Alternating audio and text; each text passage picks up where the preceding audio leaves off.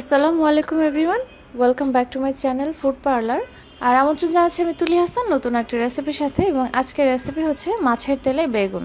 এটা যে কোনো ধরনের মাছের যে ফ্যাট থাকে, অর্থাৎ যে চর্বিটা থাকে, সেটাকে আমরা অনেকেই তেল বলে থাকি। তো সেই মাছের চর্বিটা দিয়ে কীভাবে বেগুনটা রান্না করা যায় সেটাই আমি আজকে আপনাদেরকে দেখানোর চেষ্টা করব।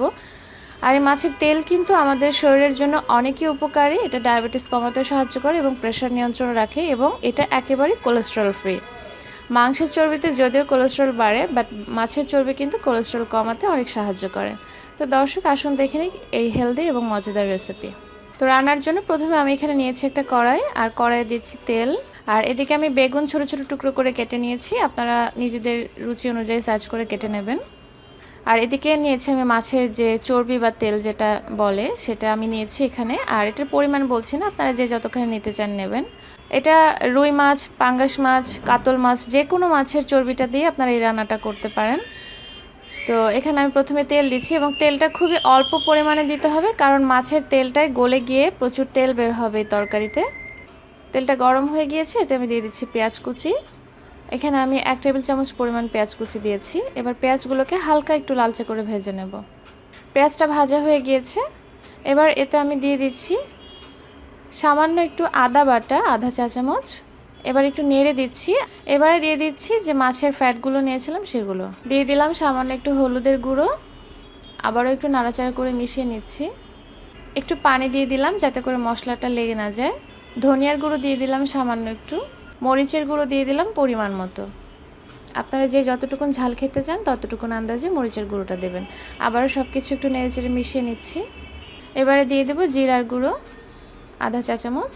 এই তরকারিটার মেইন মশলা কিন্তু জিরার গুঁড়ো। জিরার গুঁড়োর যে ফ্লেভারটা, সেটা এই তরকারিতে খুব সুন্দর একটা টেস্ট এবং সুন্দর একটা ফ্লেভার নিয়ে আসে। লবণ দিয়ে দিলাম এখন পরিমাণ অনুযায়ী। আবারও সব কিছু নেড়েচেড়ে মিশিয়ে নিয়ে আমি আরেকটু পানি দিয়ে দিব। আধা কাপ মতন পানি দিয়ে দিলাম। এবারে ঢাকনা দিয়ে চুলার আঁচটা মিডিয়াম হাই রেখে আমি কিছুক্ষণ কষিয়ে নেব। মাছের তেলটা কষানো হয়ে গিয়েছে, যে পানিটা দিয়েছিলাম সে পানিটাও শুকিয়ে গিয়েছে, আর অনেকগুলো তেল কিন্তু গলেও গিয়েছে একদম। এখন দেখতে পাচ্ছেন এই তরকারিটাতে অনেকটা তেল উঠেছে, আর কিছু কিছু আস্ত আছে।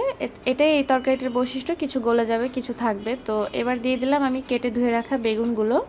এবার সব কিছু একসাথে ভালো করে নাড়াচাড়া করে মিশিয়ে নিতে হবে। এবার আবারও আধা কাপ পরিমাণ পানি দিয়ে আমি ঢাকনা দিয়ে রান্না করব ততক্ষণ যতক্ষণ না বেগুনটাও সেদ্ধ হয়ে যায় এবং পানিটাও টেনে আসে। চুলার আঁচটা মিডিয়াম হাই রাখবো। তো রান্নাটা কিন্তু প্রায় হয়ে গিয়েছে। প্রায় 5 মিনিট পরেই বেগুনের পানিটা শুকিয়ে গিয়েছে এবং বেগুনটাও সেদ্ধ হয়ে গিয়েছে। তো আরও হালকা হালকা একটু পানি আছে। এখন আমি আর ঢাকনা দেব না। এখন আমি তরকারিটাতে দিয়ে দিচ্ছি জিরার গুঁড়ো। ভেজে রাখা জিরার গুঁড়ো দিয়ে দিচ্ছি আমি 2 চা চামচ। এবারে আমি এই পানিটা শুকনো পর্যন্ত আমি তরকারিটাকে একটু নাড়াচাড়া করে রান্না করে নেব। আবার খুব বেশি জোরে নাড়া যাবে না, তাতে করে বেগুনগুলো একদম গলে যেতে পারে। বেগুন খুবই নরম তরকারি। তো অপেক্ষা করছি প্রায় মিনিট 2। তো প্রায় 2 মিনিট পরে আমার তরকারিটা হয়ে গিয়েছে। এখন পরিবেশনের পালা। দর্শক, আমি পরিবেশন করে নিলাম আমাদের মজাদার মাছের তেলে বেগুনের তরকারি। তো কেমন লাগলো আমার আজকের রেসিপিটা অবশ্যই আমাকে জানাবেন। ভালো লাগলে অবশ্যই একটা লাইক করবেন, সেই সাথে আমার চ্যানেলটাকে সাবস্ক্রাইব করবেন। এরকম অনেক অনেক রেসিপি পাওয়ার জন্য আমার এবং আমার চ্যানেলের সাথেই থাকুন। সবাই আমার জন্য অনেক দোয়া করবেন। সবাই ভালো থাকবেন, সুস্থ থাকবেন। আল্লাহ হাফেজ।